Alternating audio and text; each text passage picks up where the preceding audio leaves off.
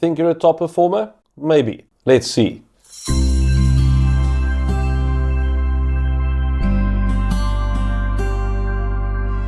In every organization, you basically get three groups of people, if you take their input and their performance as a differentiator. Well, four really, but for this discussion, we'll ignore the guys that are simply too lazy and cannot be bothered to put in some effort. That's a whole different story. So, for the purpose of this discussion, there are three key groups. But before we get into it, just a friendly request to please hit the like button if you find this content valuable, because it really helps us to reach more people who want to empower themselves at work and in their career. And if you've not yet done so, please subscribe to our channel and hit the bell icon for notifications when we upload more great tips, techniques and insights to really become a powerhouse in your organization. So, three groups, and they are as follows. Group 1.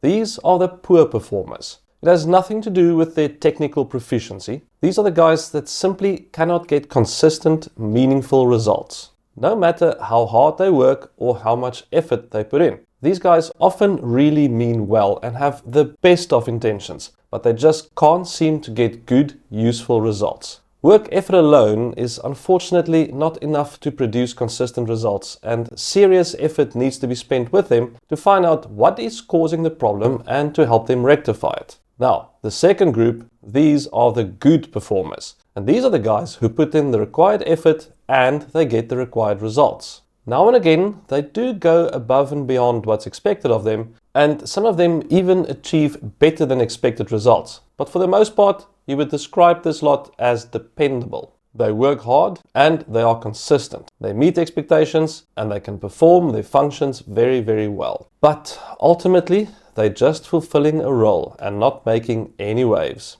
And then you get the exceptional performers. And remember, these are not the guys getting great results simply by working harder. No, these people work completely differently than everybody else. They don't do more of the same. These guys invent new and better ways to get things done when they need to. Their whole mindset is different and they operate at a completely different level. You see, they own their responsibilities fully and are often more capable than the people that they report into. They find and solve problems and pursue opportunities with gusto and efficiency. They approach their work critically and strategically. They drive outcomes and they see collaboration as a two-way street. Managing these guys too closely often results in frustration and conflict. They work as a partner to the organization, not as an instruction taker. They are working with their employer, not for them. You see, these guys don't just participate, and they create optimal conditions for success, both for themselves and for their team, because that is really what is driving them.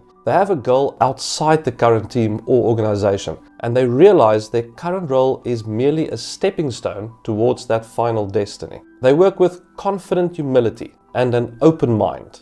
So, do you see the difference between them and everybody else? Don't get me wrong, there's nothing wrong with working hard and putting in the hours to get results. Nothing wrong at all with being a good performer, and there are many people who are very happy with that approach. At the very least, it will certainly get you some decent rewards. But if you want to really extend your influence and be considered for one of the strategic positions in the business, then you will need to change your approach. You'll need to adopt these 5 skills and become really good at them. Always consider the bigger picture with everything that you do. Understand not just the what, but also the why behind your tasks and responsibilities. How does what you do contribute to the broader goals of the company? It means moving from task executor to strategic thinker, who also executes well. An exceptional worker thinks like a chess player and not like a chess piece. He considers the whole board and always thinks several moves ahead. Exceptional performance is not a solo sport. It requires well-synchronized team collaboration. But collaboration is more than just working together. Your colleagues are not your competition or mere participants in a race. You have to consider them as partners in your and the team's success. Understand fully how each of your roles fit together to make the larger picture work, and then support and enable accordingly. The business world never stands still, and neither should you. Being exceptional means being a perpetual learner.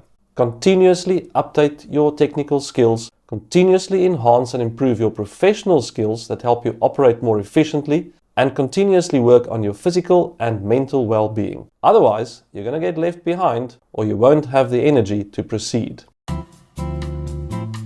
Number 4. Drive the outcomes. Waiting for instructions is for good employees, not exceptional ones. Exceptional employees anticipate needs and fill them. They identify opportunities or problems long before they become obvious to others. Start by observing processes and outcomes critically. Where can efficiency be improved? What hasn't been tried yet? Do some research outside the company and find best practices and tools to help your team succeed. Then step up. Propose solutions, volunteer for new projects, lead initiatives. It puts you in positions that will force you to learn and use new skills. The exceptional worker takes full ownership of their career trajectory. This means not just setting goals, but aligning them both with where you want to be, as well as the strategic direction of the company you're with at the time. Think of yourself as the CEO of your own career. Where is your company, i.e. you, headed? What strategic moves will get you there? You see, this mindset of ownership and proactive planning will set you apart not just as a participant in your career, but as one who actively directs it. So, why should you bother with all of this? I mean, this sounds like an awful lot of work, right? Becoming exceptional is a smart move for your career. The skills that make someone exceptional, like thinking ahead, working well with others, always learning, taking charge and steering your own career, are exactly what you need to move up to the bigger roles.